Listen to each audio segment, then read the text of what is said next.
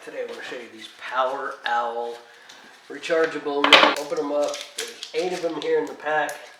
Came in a simple pack. Got a pretty cool name on them. I want to thank the manufacturer for sending them to me so I can do an install and a review. So first thing I'm going to do is check and see if they're charged from the factory. 1.3 volts. Yeah. That's awesome, 1.3 volts. So, they're charged and ready to go. So, I'm going to go put them in a flashlight, turn the flashlight on, see how long it runs, things like that. But basically, 8 of them come in a pretty reasonable price package. It's pretty darn simple. There's a little instruction guide here.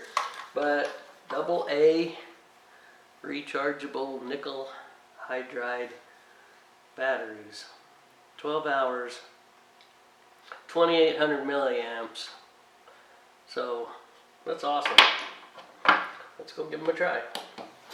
Okay, so for comparison, I just went and got 2 brand new batteries from this company,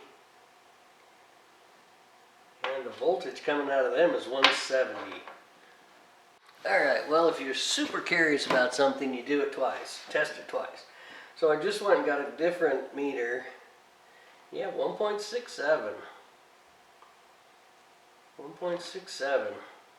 Whereas the POWEROWLs are coming in at 1.3, which is just fine for a brand new battery. These are alright, so this says 1.5 volts, so I believe that's what these batteries should be. I'm going to give them the benefit of the doubt that they've already been charged.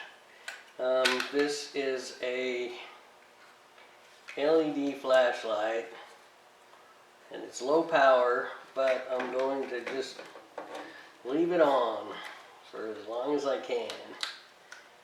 Alright, well, as you can see, this light is completely dead, so we ran the batteries out of it. Let's check and see if there's any voltage on them at all. 0.87 on that one.